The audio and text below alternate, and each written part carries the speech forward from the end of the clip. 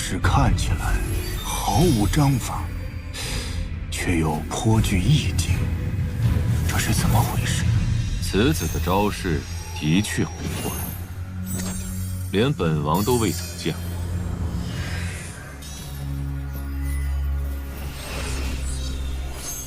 还真是他。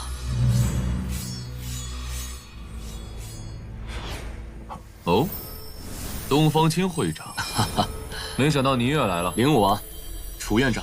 东方会长，来人，给东方会长看座。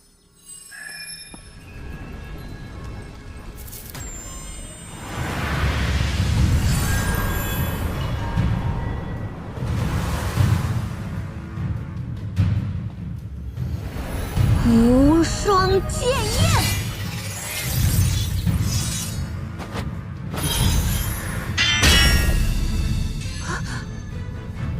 我这一招竟然无法击退他。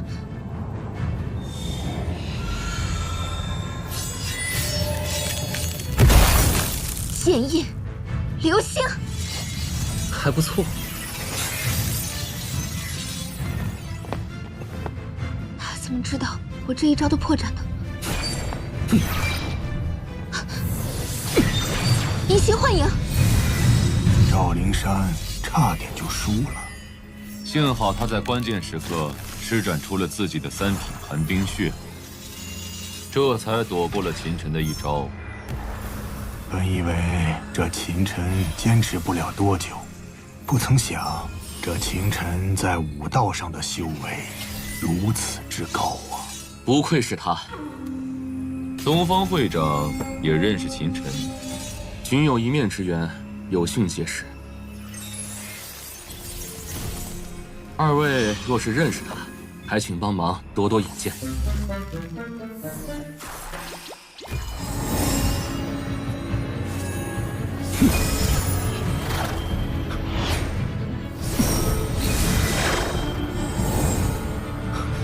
接下来你要小心了，这是我的三品血脉，寒冰血脉。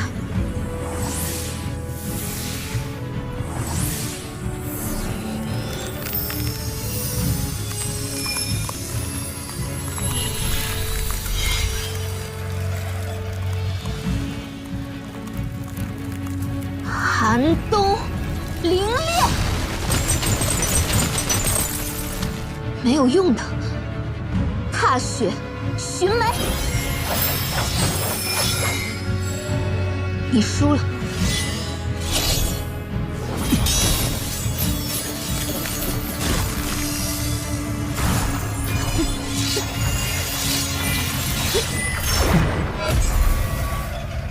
再怎么赌，结局都一样。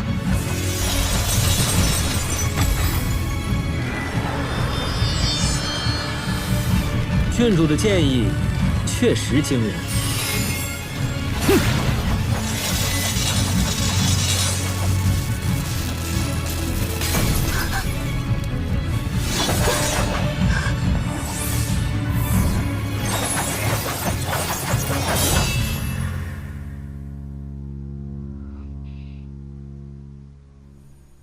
郡主，你输了。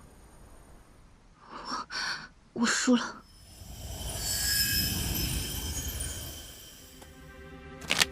怎么会？不可思议！一瞬间斩出3剑，而且都长在了一个位置，用连续震荡之力击溃了灵山郡主的进攻。3剑，不是4剑，不是6剑，都不对。一共是7剑，一瞬间斩出7剑，并且斩在飞速而来的剑光上的同一点，这样的眼力，令人震惊啊！相比他在血脉一道上的造诣，这般境界倒也并不足以令人惊奇了。什么？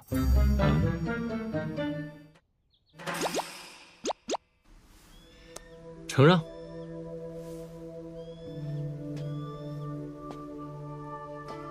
秦晨，你刚才有施展出全力吗？这很重要吗？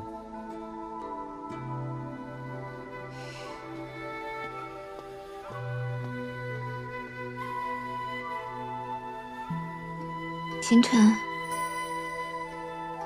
我想我知道师尊为什么这么看重你了。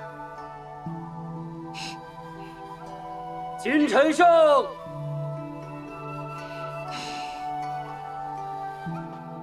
哎呀，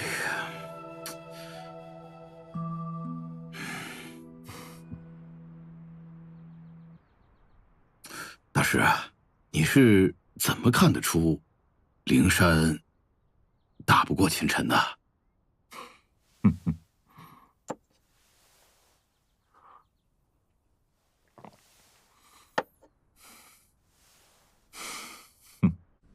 第2场，李清风对战王启明。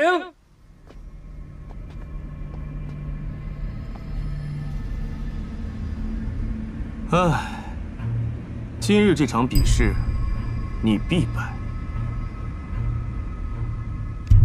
谁输谁赢还不一定。那就试试吧。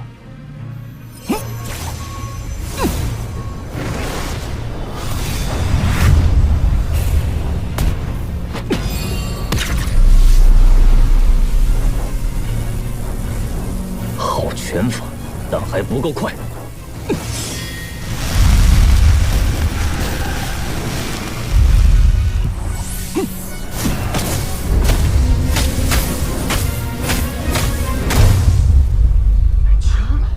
太快了，太快了！孤风刀法。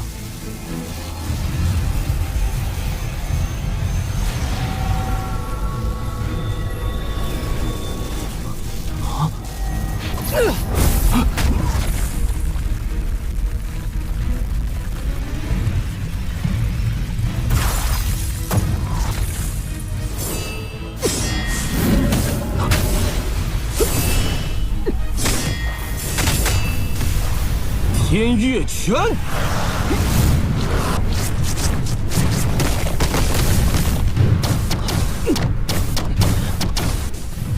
这王启明竟然如此之强。这王启明确实是个鬼才啊，可毕竟出身寒门。李清风则不一样，他毕竟是侯门子弟，修炼资源丰富一些，修炼的可是咱们大玄国最顶尖的功法，真气浑厚，延绵不绝啊！哼，可恶！让！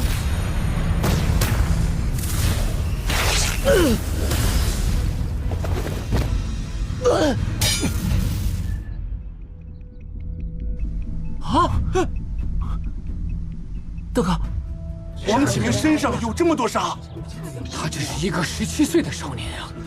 他的伤肯定是每日拼命厮杀而成的呀！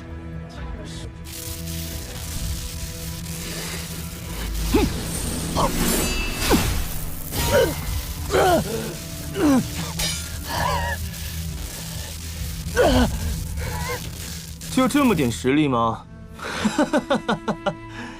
平民终究是平民，任凭你再怎么努力，也难逃你失败的命运。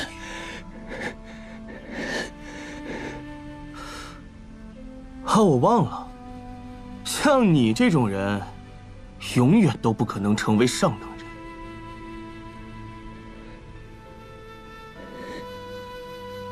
哼哼，你看这王启明啊，其实也不容易啊，太惨了。受尽你的高傲，我还没受。我承受过这么多的痛苦，每天练到10个时辰，我连睡觉都抱着刀。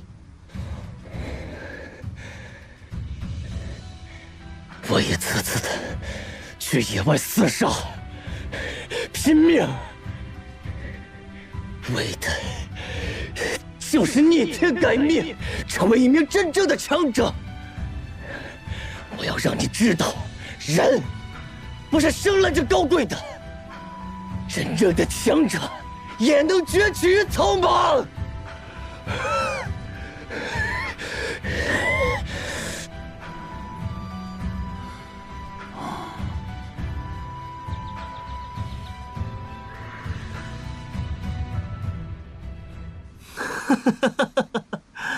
说那么多，也难逃你失败的结局。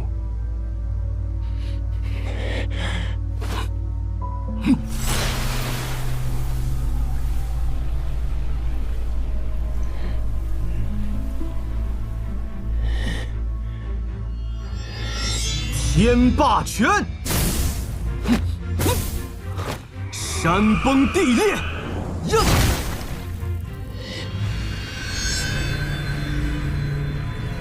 绝风一刀，好可怕的刀势！这一刀结合了血脉之力，几乎引动了天地之力呀！天生的刀客，此人是天生的刀客。此子若是继续成长下去，未必不能领悟刀意。这一刀，怕是地级中期巅峰的武者，都未必能挡得住啊！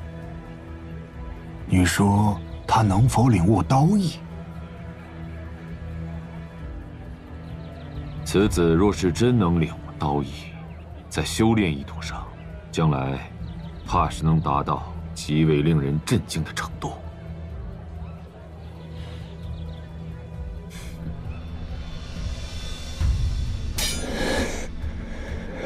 能比我出这一招，你应该感到无憾。哼！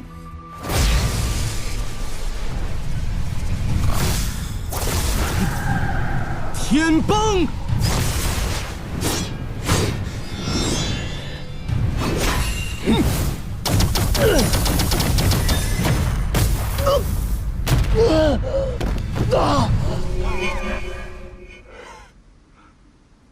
我说过，这场比试，你必败无疑。蝼蚁终究就是蝼蚁。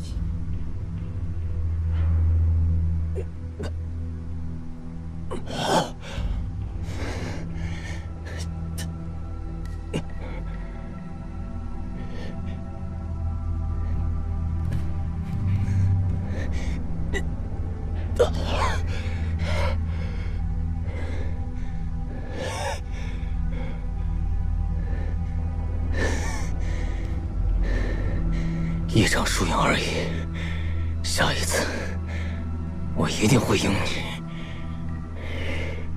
你起步便不如我，论修炼资源，你也比不上我；论功法，你更比不上我。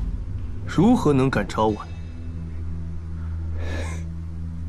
你我之间的差距只会越来越大，放弃吧。那就等着吧。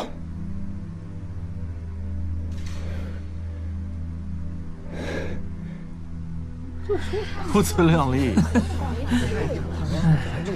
看他那个熊样，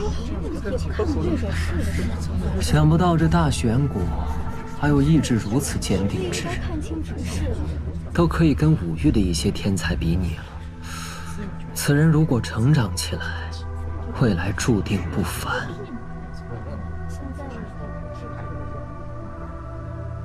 这个王启明败，看来这冠军注定是小侯爷的了。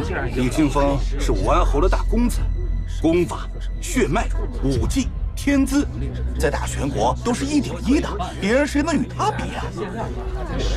但你别忘了，还有秦晨呢。秦晨的修为比李清风低一级，这一级啊，就是一道天堑鸿沟，不是一般人能够跨过去的。他刚才赢了灵山郡主，算他侥幸。也是。诸位，之前2场比赛获胜的分别是秦晨和李清风，接下来他们2位将争夺第1的头衔。魔族为祸，五域大乱。上神秦尘降世，除魔卫道，荡清宇内，被尊为武神。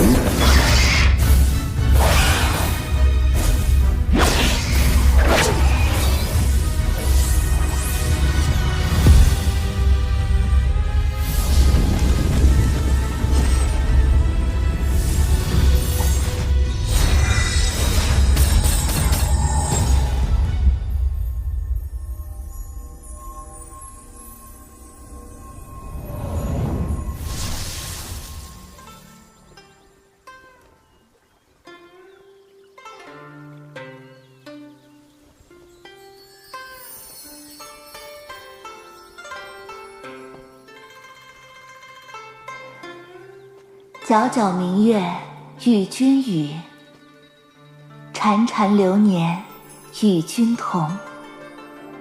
芸芸花落与君老。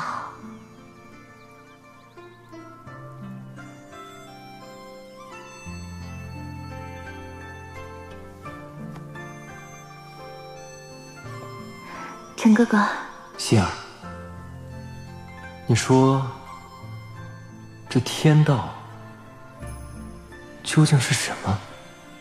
日月与卿，朝为日，暮为月，卿为朝朝暮暮。我只想与陈哥哥相伴一生，哪管这天道是什么？天道是天之恩惠，想让我们在这天道轮回之中，感受芸芸众生。陈哥哥，我们是五域之主，这众生的生老病死、喜怒哀乐，又与我们何干？希儿，你不懂。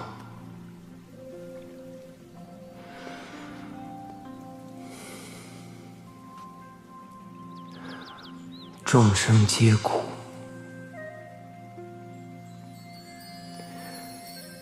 就犹如这花瓣一样，只为了绽放的刹那，便会消散如烟。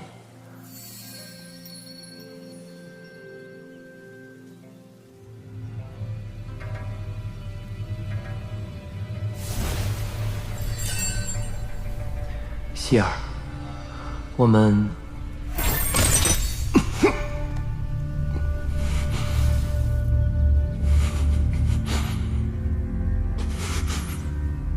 希儿，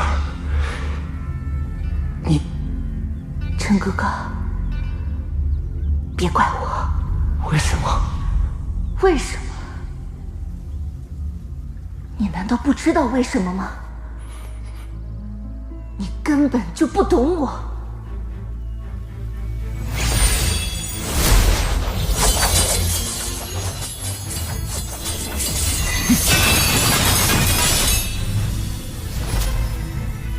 希儿，我到底做错了什么？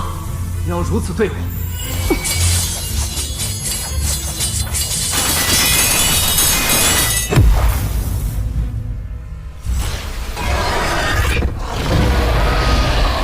少羽，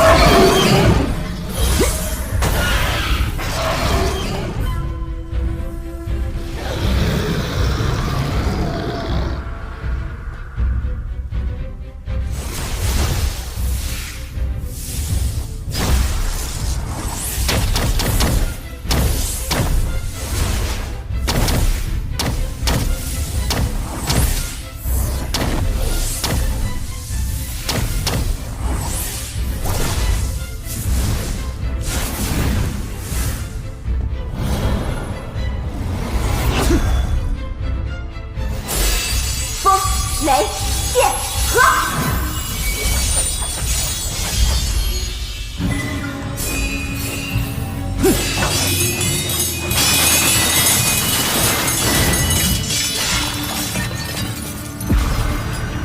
秦尘，看我的星河绝烟！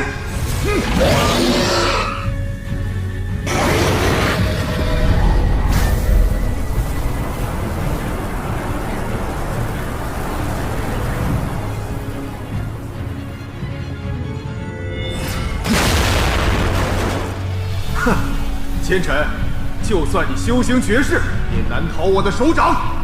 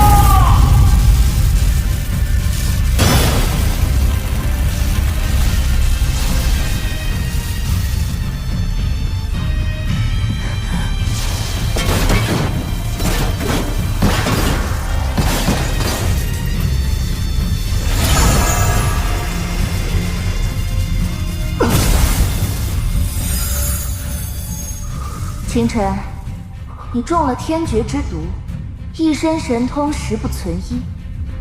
我劝你乖乖束手就擒吧。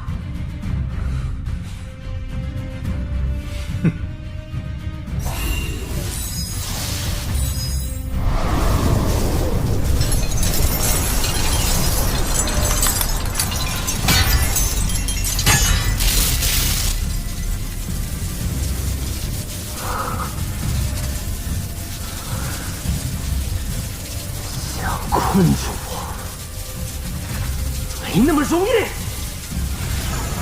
天魂剑术，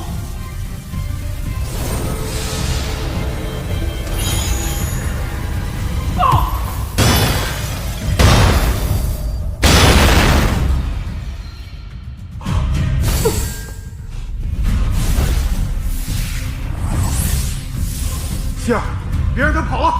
追！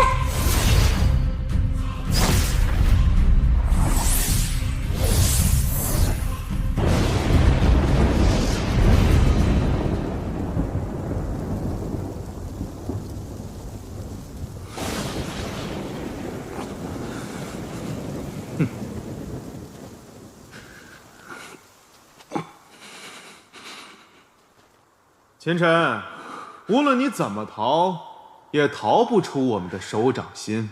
希儿，少羽，你们为什么这么做？你们一个是我最爱的人，一个是我兄弟。为什么？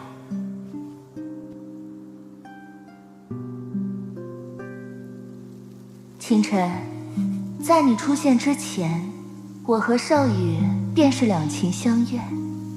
之所以愿意和你朝朝暮暮，不过是为了利用你。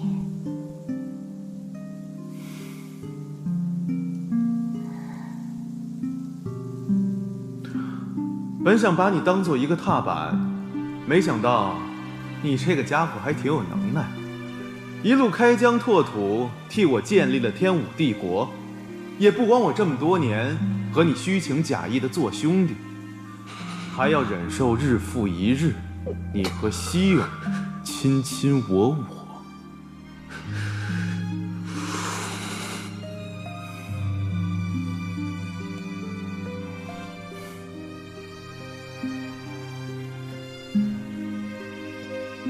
和你相处只会让我感到厌恶。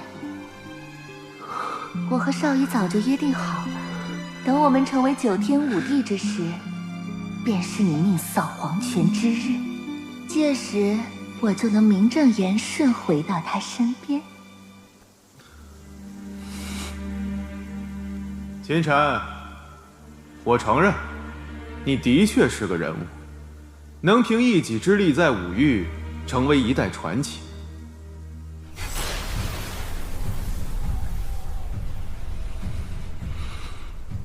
很可惜，今日你就要命丧于此，成为我开国的祭品。不过，看在多年兄弟情分上，我可以饶你一命，只要你留下一样东西。你们已经夺走了我的一切，我已经没有什么可以给你们的了。你闭关多日不出，想必一定是在研究从神禁之地带出来的那件神器。只要你留下的，我可以留你一条命。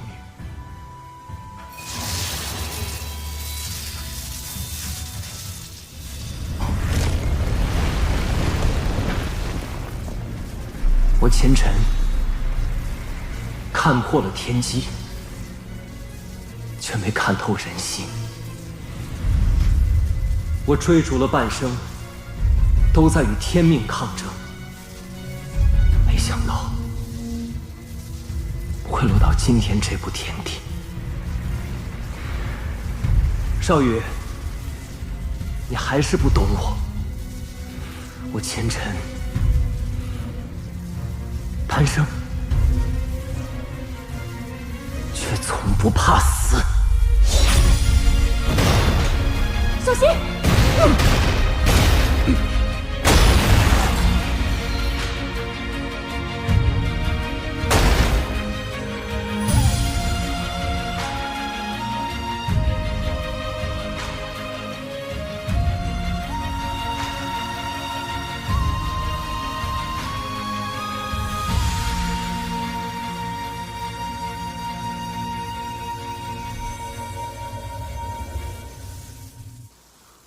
想死没那么容易，你就算死了，我也要斩断你的三魂七魄，让你永世不得超生。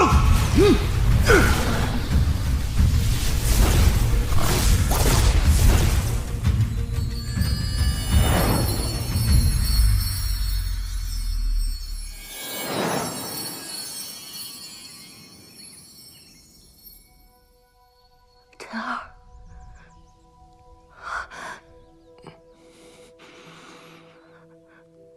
陈儿，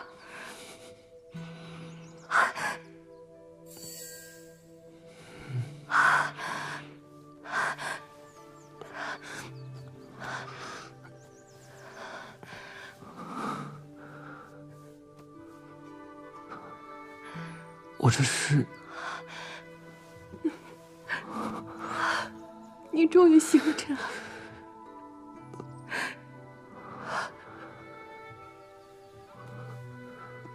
我这是在哪儿？娘亲还以为你永远都醒不过来了。娘，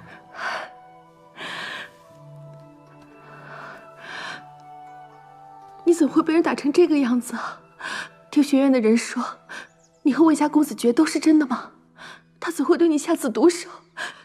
这不是存心要我孩儿的命吗？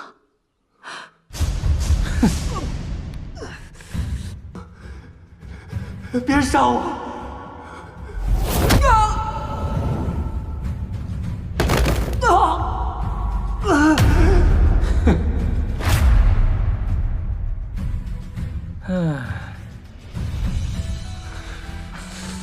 陈儿，你怎么了？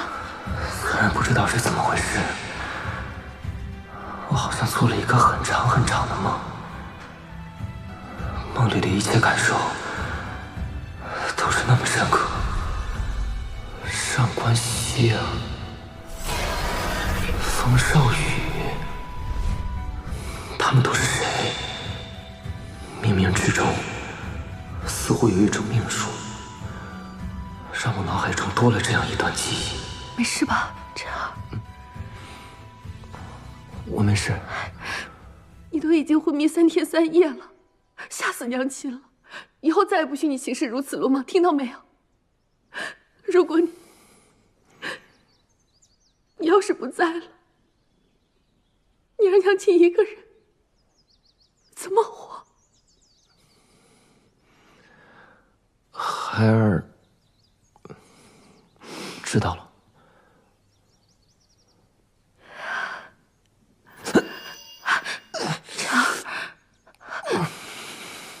晨儿，你没事吧？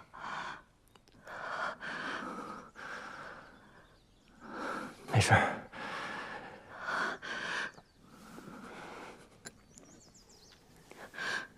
快喝下这汤药，补补身子。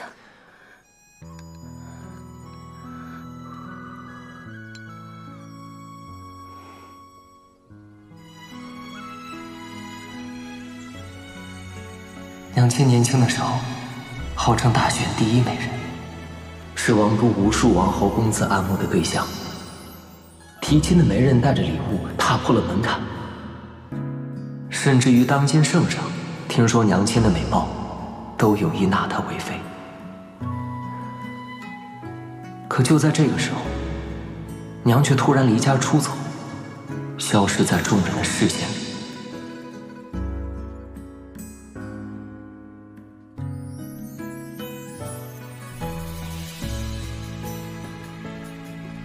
3年后，娘才回到秦府，怀里还带着一个婴儿。未嫁生子，这在整个天武大陆都是极为忌讳羞耻之事，属于不守妇德。若不是我的外祖父力排众议，以秦家的血脉名义收留了我们母子俩，恐怕我跟娘亲早就被逐出秦府，流浪街头了。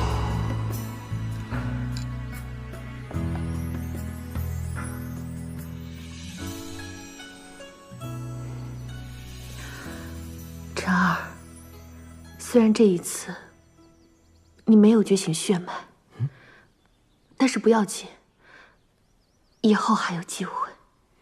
没有觉醒血脉？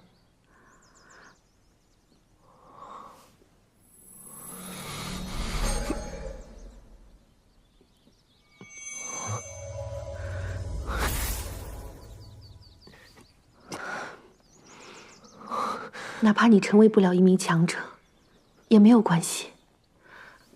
娘会一直保护你的。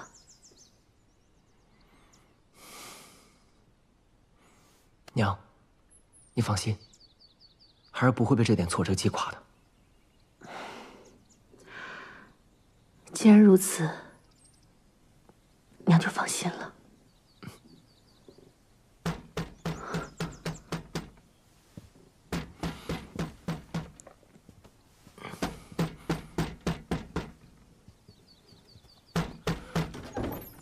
大小姐，开个门还这么慢吞吞的。胭脂，晨儿刚醒，身体还很虚弱，你不要惊到她。哎呦，原来陈少爷醒了，那可真是恭喜了。你来干什么？陈少爷就别自作多情了，我可不是来找你的。大小姐，你和我们夫人的约定应该没有忘记吧？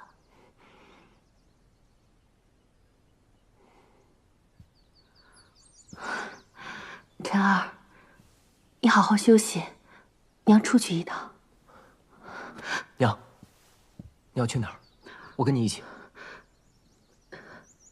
傻孩子，娘就在这王府之中，你好好休养身体，娘亲去学就回。娘，你告诉我，你跟赵夫人到底约定了什么？一个半死不活的人，问那么多干什么？本姑娘告诉你得了，你娘答应了我们夫人，今天和齐王爷见面。现在齐王爷已经到了大厅，就等你娘过去了。你可别坏了我们夫人的好事。你说齐王赵启瑞，赵凤这到底安的是什么心？竟然让我娘去见赵启瑞那个混蛋！你滚出去！你是什么？大小姐，看你教的好儿子。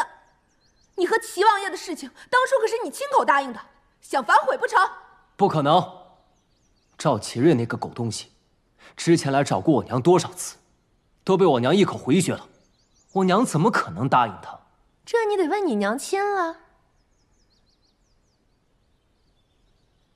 陈儿，你伤病初醒，当心伤了身子。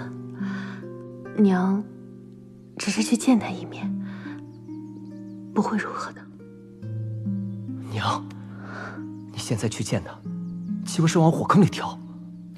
陈少爷还有脸问？当初你与人私斗，昏迷不醒，眼看就要活不成了。你母亲恬不知耻的在我们夫人门外跪了一夜，求她赐下回神丹。要不是我们夫人……你住嘴！赵夫人当初可是答应过我，不会将这件事情说出去。母亲为了救我，却受了这般屈辱。大小姐，别说了，我跟你走。娘，我们哪儿都不去。从今天起，孩儿不会再让您受半点委屈。至于你，现在就给我滚出去！叫你一声陈少爷，还真当自己是个少爷了？放肆！别忘了你的身份，你只是秦府一个丫鬟。哎呦，大小姐还跟我显摆起来。夫人早就料到你会出尔反尔。来人呐！将大小姐带到客厅去，别让夫人和贵客久等了。大小姐，得罪了。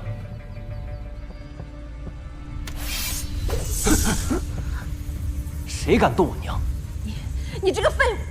别忘了这个家是谁做主，还不快将大小姐带到客厅去！夫人怪罪下来，你们担待得起吗？陈少爷，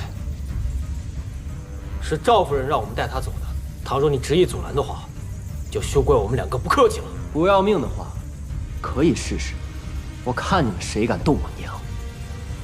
你们这群狗仗人势的东西，信不信我按家规把你们流放3000里，一辈子翻不了身？胭脂姑娘，她秦晨毕竟是秦家的人，当真把事情闹大的话，咱们这些下人可没好果子吃啊！哦，是谁要流放谁呀？夫人，这么小的事儿都做不好，我平时怎么教你的？奴婢无能，请夫人责罚。先退一边去吧，丢人现眼。是。哎，月池妹妹，别来无恙啊！没想到啊，我这外甥昏迷了几天，变得这么有胆量，居然要流放我的人，哼，还真是长志气了。赵夫人，晨儿她还年少，只是一时冲动，口无遮拦，还请夫人不要同她计较。年少，身为秦家子弟，不知勤学好进，却在学院与人私斗，还在这里大放厥词，欺辱下人，违反秦家家规，该当何罪啊？晨儿她并非有意，该当何罪的人，应该是你吧？哼！你身为秦家主母，却纵容下人随意欺辱秦家子弟，这就是你所谓的秦家家规。你和王都声名狼藉、为人不齿的淫徒来往，这就是你所谓的妇德。哎，这我今日是特意来看月池妹妹的，你怎么连本王爷给骂了？你胡说什么呢？齐王爷，那我家王兄说的没错，这个赵夫人祖上与王氏也有些渊源，称我一声王兄也不算僭越呀。我可没说你就是那个淫徒吧？既然你已经说出来了，那我就直说了吧。即使身为兄妹，私下幽会，也的确有违伦常之举了。赵夫人，你身为皇上御封的诰命夫人，本应该成为天下妇人的表率，行为端庄。此事若传出去，秦家还如何在大玄国立足啊？你简直胡言乱语！来人，给我拿下他！谁敢动我晨儿？大小姐，抱歉了。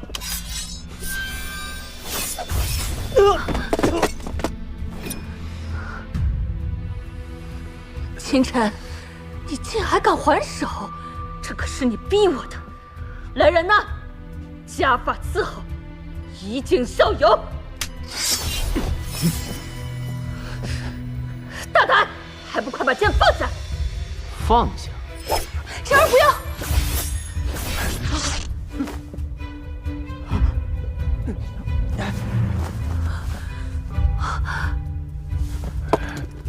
娘放心，孩儿自有分寸。我警告你，不要太过分了。我看过分的是你啊，少妇。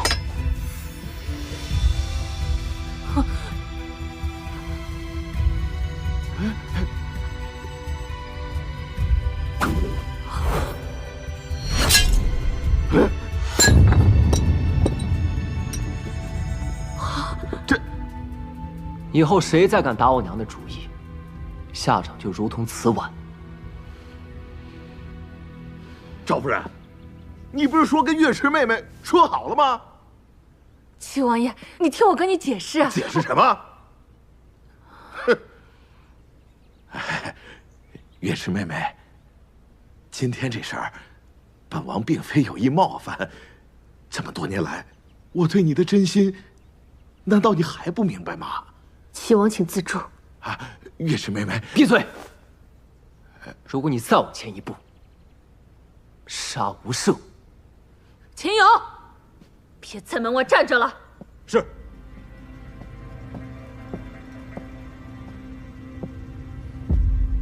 把他给我就地正法。陈少爷，你还是束手就擒，乖乖听从夫人的发落吧。想让我束手就擒，那就看你有没有这个本事了。既然如此，恕老奴僭越了。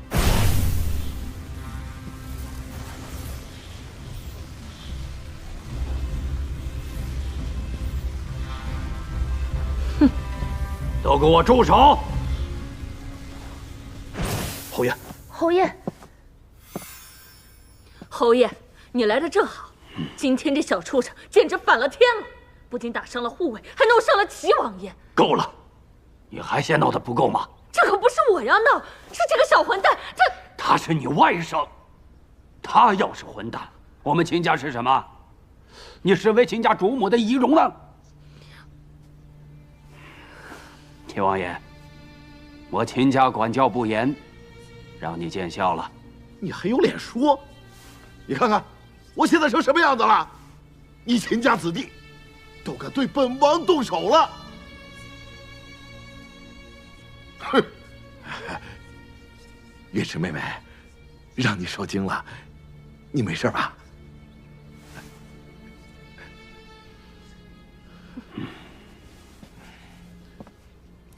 秦远红，今天这事儿，我倒要看看，你怎么给我交代。今天这事，秦某自会给王爷一个交代。不过王爷今天到毕府来看舍妹，这事儿传出去不太好吧？秦某府中还有要事要处理，就不留王爷了。秦远红，你好大的威风啊你！今天这事儿，咱们没完！哼！不送。王爷，还有你们，该干什么就都干什么去。是。是。走。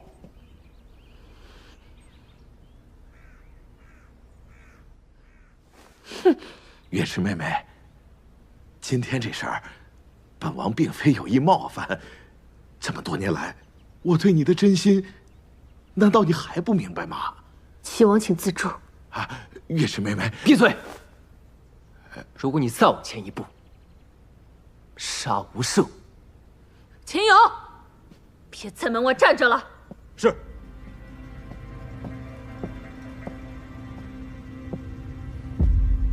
把他给我就地正法。陈少爷，你还是束手就擒，乖乖听从夫人的发落吧。想让我束手就擒，那就看你有没有这个本事了。既然如此，恕老奴僭越了。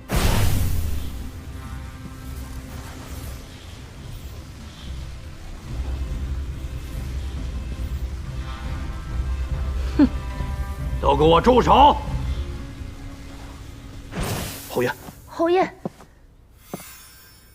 侯爷，你来的正好。今天这小畜生简直反了天了，不仅打伤了护卫，还弄伤了齐王爷。够了！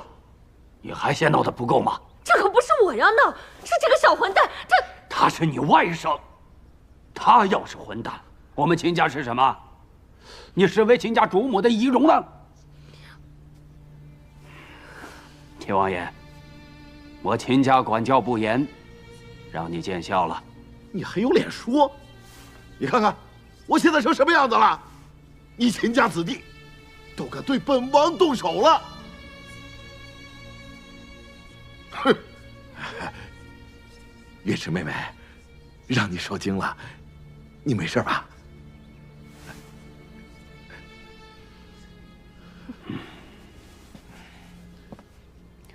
秦远红，今天这事儿，我倒要看看，你怎么给我交代。今天这事，秦某自会给王爷一个交代。不过王爷今天到毕府来看舍妹，这事儿传出去不太好吧？秦某府中还有要事要处理，就不留王爷了。秦远红，你好大的威风啊你！今天这事儿，咱们没完！哼！不送。王爷，还有你们，该干什么就都干什么去。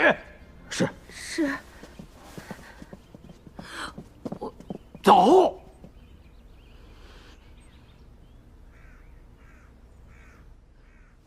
哼。秦晨，长出息了，都敢动手伤人了。刀剑无眼，快收起来！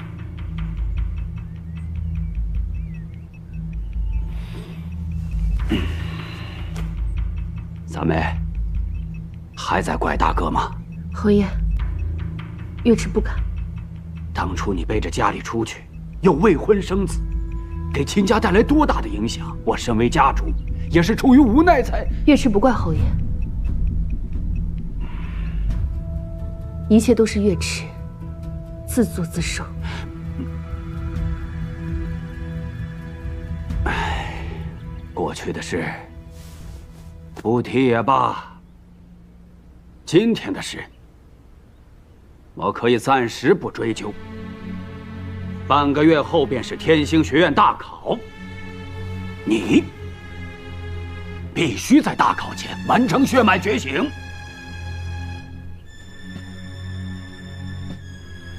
好让王都的达官贵人们都知道，我秦家的子弟，个个都是人中龙凤，而不是废物。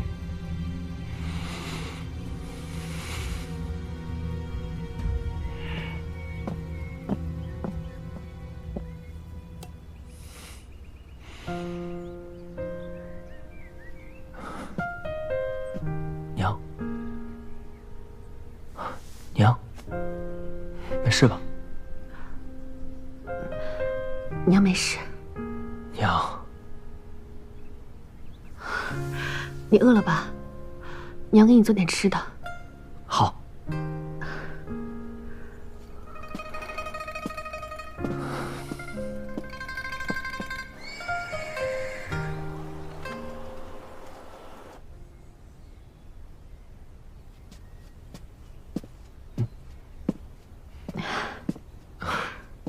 晨儿，快吃吧。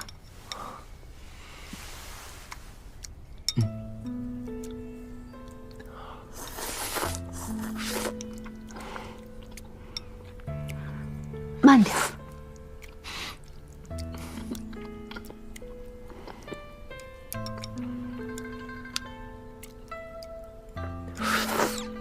晨儿，你舅舅官拜中郎将，封安平侯，他是一个极其铁石心肠之人。这一次，他没有罚你，不是他的行事风格。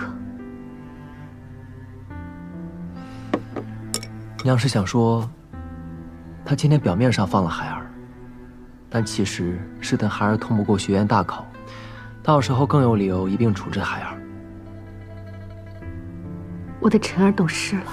娘，你放心，孩儿一定会觉醒血脉，然后通过学院大考的。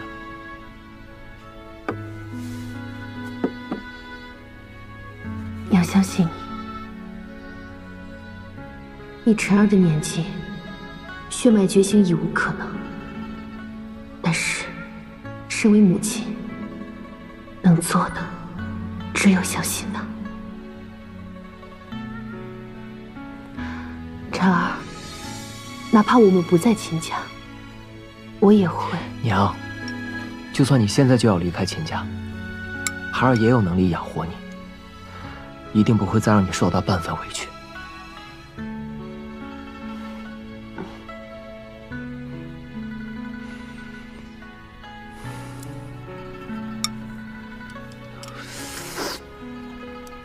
晨儿，你的修为怎会？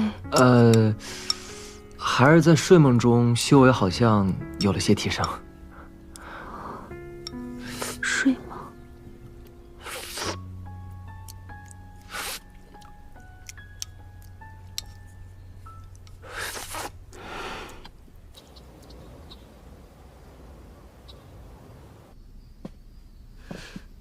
秦远红，你今天到底怎么回事？竟然帮着那个小畜生，还在那么多人的面前扫了齐王爷的脸面。你说说，你到底是个什么意思？你问我，我还没问你呢。你一天到晚在府中干了什么事？我还不是想让秦月池尽早离开秦家，省得那个小畜生以后霸占我秦家的家产。倒是你，竟然放过那个小畜生！哼，我就知道你们秦家没一个好东西。你胡说八道什么？我怎么胡说八道了？秦月池做出这等人神共愤的事儿来，你父亲非但没赶他走，还将他娘俩留了下来。现在那小子也姓秦，将来定会威胁到凤儿的地位和家产。我这么说，难道不对吗？你也知道父亲记挂着三妹啊。今天你把齐王带到府里来，父亲的脾气你是知道的。今天的事让他知道了，看谁能保得了你。难道就这么让那个小畜生在秦家待下去吗？所以我跟你说要忍。秦晨到现在连血脉都未曾觉醒，此次学院大考他必然通不过考核，到时我作为家主即可将他赶出秦家。那时候父亲也不好说什么，倒是你一天到晚尽在胡闹，真是妇人之见。哦，原来你打的是这个主意。不然你以为呢？你个妇道人家，只会坏事，能干什么呀？也对，秦家子弟个个武艺超卓，若是那个小畜生通不过学院考核，届时再将他逐出，到时老头子也无话可说。哼！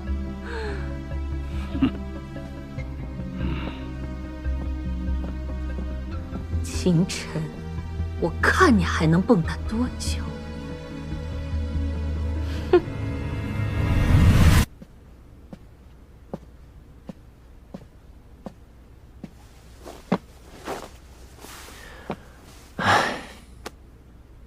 为了娘亲，必须尽快变得强大起来。第一步，觉醒血脉。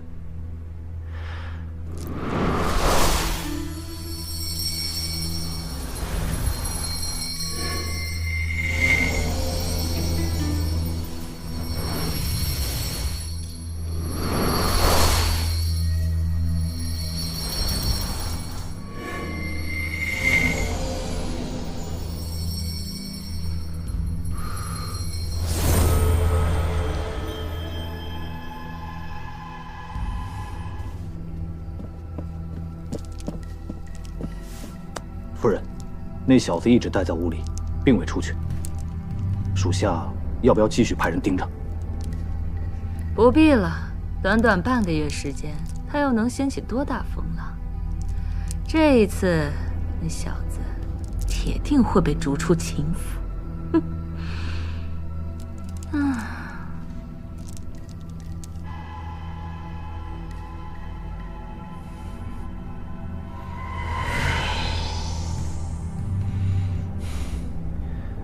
无法觉醒血脉，原因无非有二：一是这体内的气脉太过稀薄；二是这副身体出了什么问题。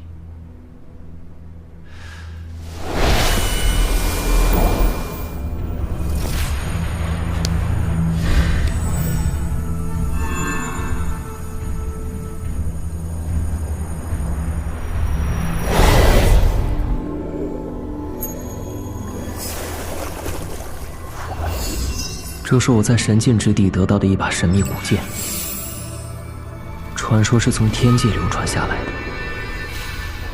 你整日闭关不出，一定是在研究从神境之地带回来的神器吧？只要你留下它，我可以留你一条命。风少羽和上官希儿想要得到的，便是此物。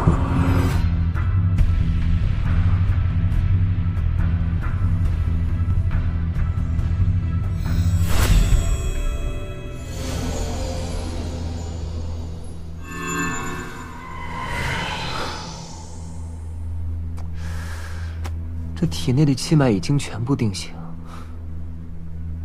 想要觉醒血脉的话，只能破而后立。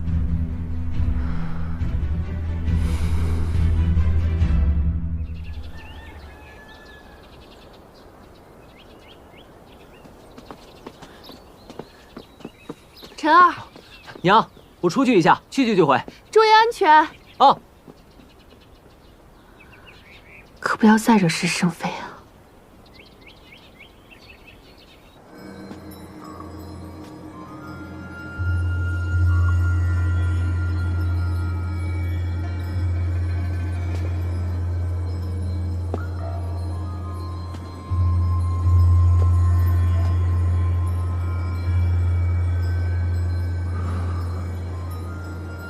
终于到了。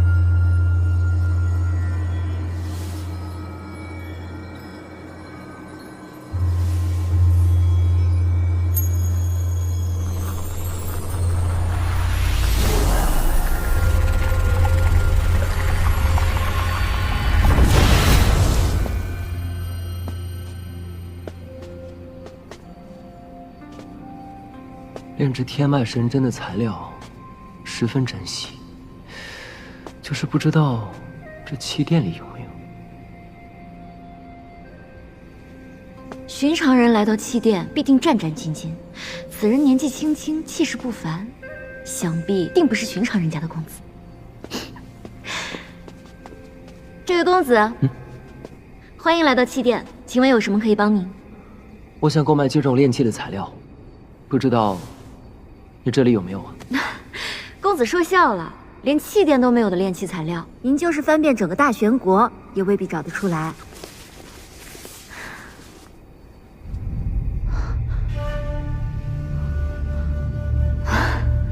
公子，您这怕不会是写错了？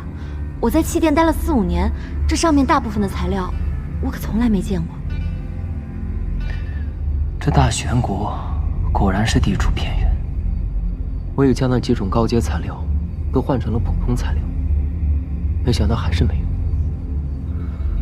若是不能炼制成天脉神针，就没有办法破而后立。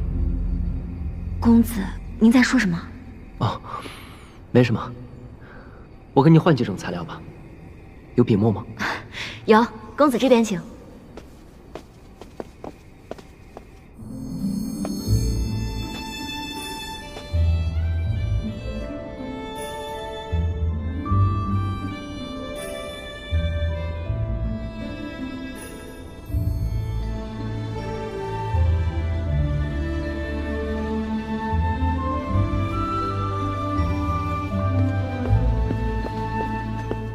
灵山郡主，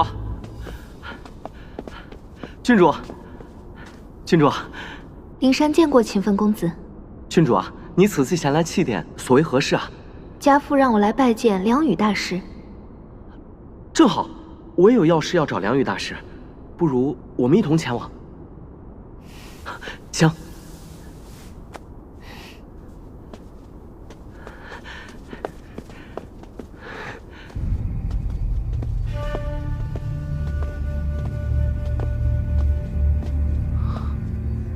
哎呦，这不是秦晨弟弟吗？听说你连血脉都还没有觉醒，怎么，这当不了一名武者就改行当炼器师了？秦奋公子，这位也是你们秦家子弟吗？灵山郡主啊，这位就是我姑姑的儿子，也是我秦家那一位私生子。原来是他。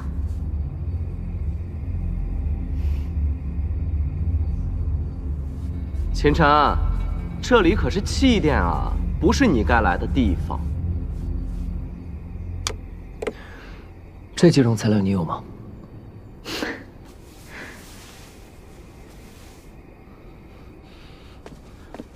什么材料？让我看看。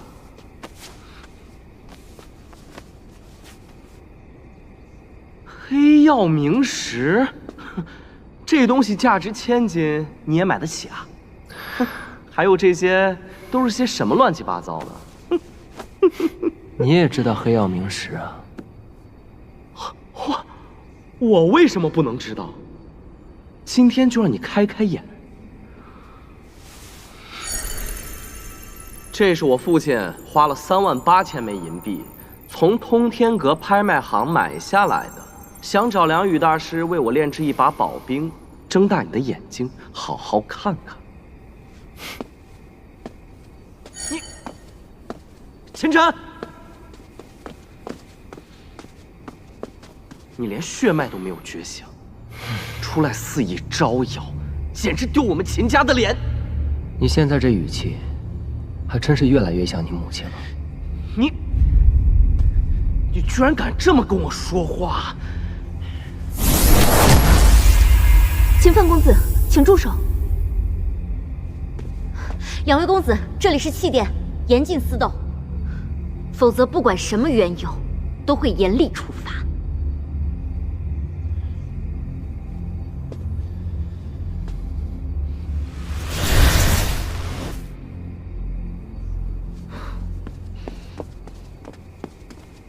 拜见梁羽大师。今天算你走运。拜见梁羽大师。炼器师，在下秦奋，安平侯次子，想请梁羽大师用黑曜冥石为在下炼制一柄宝兵。你想炼制什么？一柄3尺利剑。黑曜冥石乃顶级炼器材料，只需一点点便可。家父说了，此次炼制无论成败，剩余石料全由梁羽大师自行处置。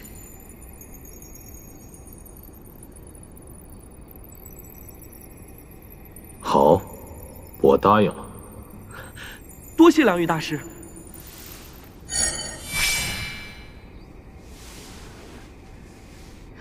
梁大师，晚辈赵灵山，家父赵静，这是家父给您的一封信。原来是灵山郡主。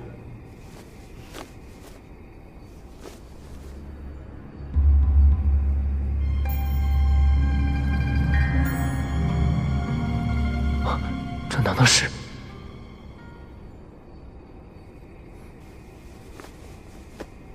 我和康王爷有些交情，他在信里说，你想成为我的弟子。是，晚辈想成为一名炼器师。我收弟子，向来不问身份来历，只问天赋资质。你若不合格，即便是康王爷的女儿，我也不会收的。晚辈知晓。那好，你跟我来吧。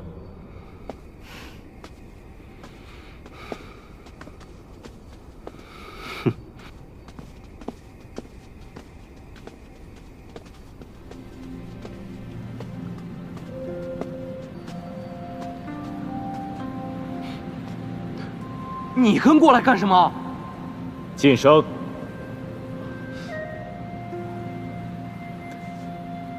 你习武已久，武道天资方面已经足够了，只要过了灵力测试这一关，我便答应收你为徒。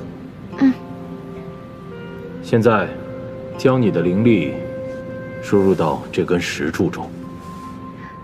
是。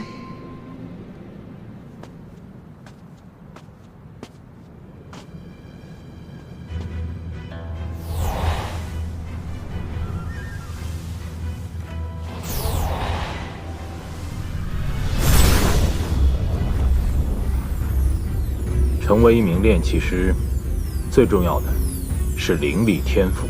唯有强大的灵力，才能在兵器中篆刻下各种铭文，使普通武器能够成为一柄宝兵。灵力强度够了，松手吧。接下来，测试灵力天赋，将你的感知融入到这块水晶中。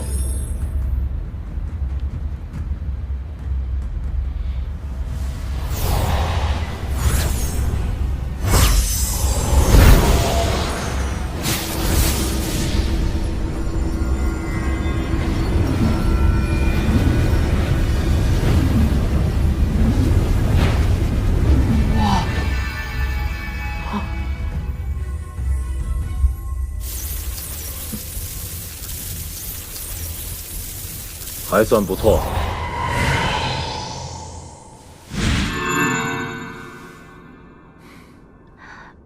梁大师，我通过了吗？从今天起，你便是我梁宇的第9名弟子。弟子拜见师父。恭喜灵山郡主拜师成功。多谢秦风公子。灵山郡主客气了，能够陪灵山郡主前来，是我秦奋的荣幸。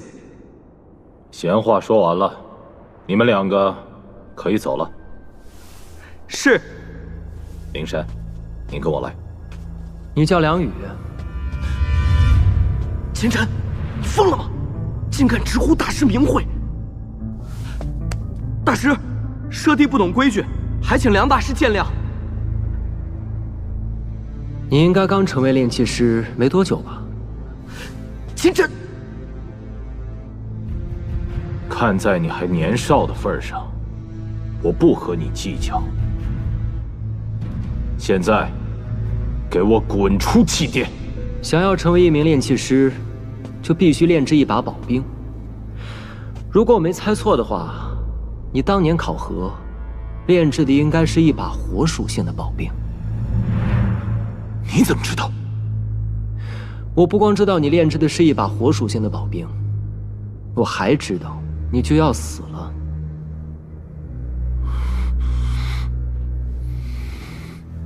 秦晨，你再胡说八道，小心回去我禀告父亲，将你和你娘逐出我们秦府。梁大师，还请不要动怒，我们现在就走。现在想走，晚了。梁宇，只有我能解你的毒。如果我是你的话，绝对不会出手。你从何处知道我中毒的事？你运动真气的时候，天门、中枢2穴，是不是会感到不适？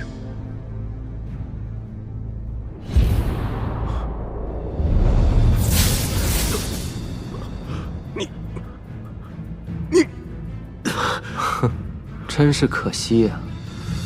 好好的一个炼器天才，如今就要经脉尽废，变成一个死人了。你究竟是谁？师父，你没事吧？你们都给我退下！听到了吗？都给我退下！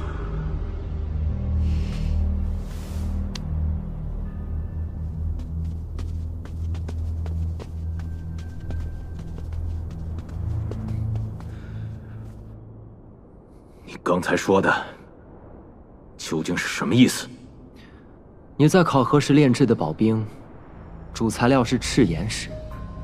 为了中和赤岩石的灼热性，增强其延展性，在炼制过程当中，你增加了绿魅石。我说的对吗？绿魅石是制作魅毒的主要材料，最经不起炎性物质的催发。你为了通过考核，居然用了这等手段，如此投机取巧，如何配得上你炼器大师之名了？哼，我不知道你在说什么，一派胡言。魅毒并不致命，所以你当然无所谓。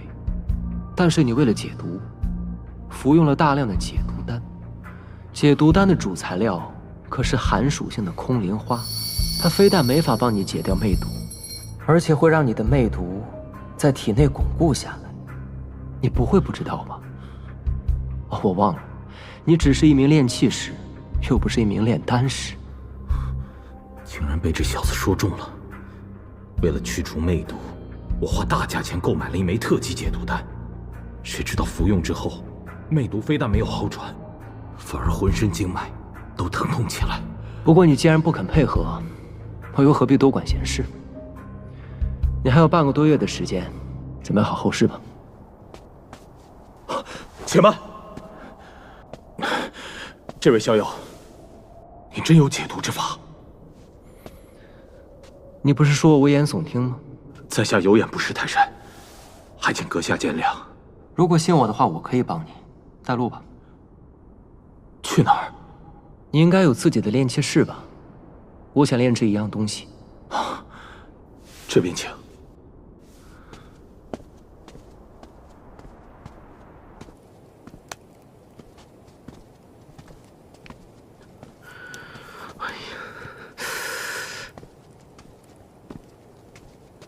啊！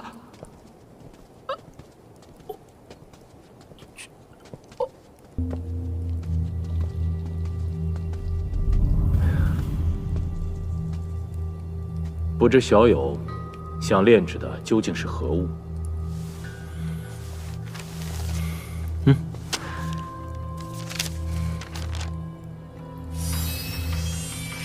小友是从何处获得这张图纸的？这你就不用管了，只管帮我炼制即可。墨迹还未干，莫非是什么传世之作的临本？不，即便是临本，光是这娴熟的笔法，也一定是出自大师之手。这精细程度令人惊叹，毫无瑕疵可言。你还要看多久啊？这神针的精妙程度远超想象，至少要炼器宗师才能炼制，我恐怕无能为力。这些你都不用担心，我会指导你炼制。你？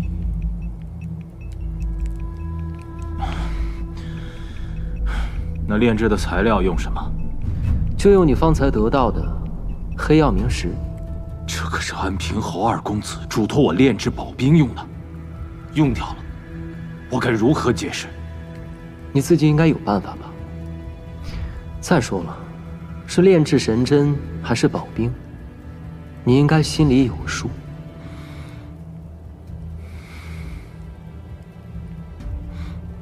我要如何才能相信你？宜晨不宜急，运气的时候避开鸠尾穴。不出多时，经脉的疼痛会全部消除。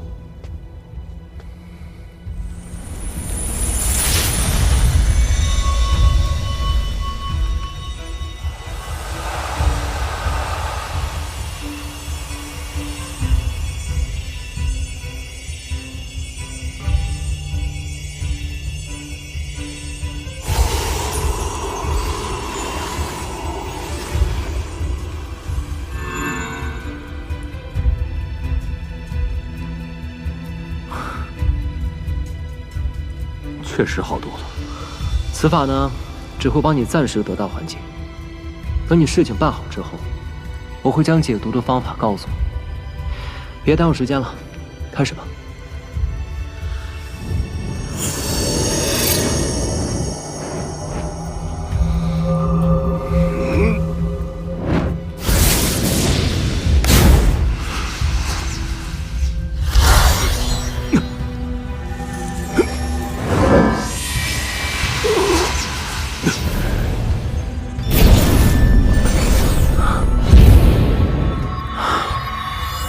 实在是太慢了。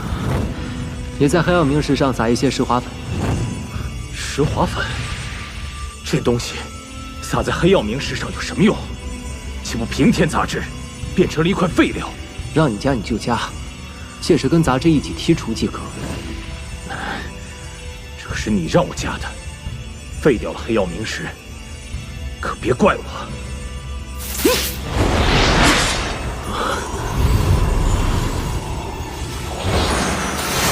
这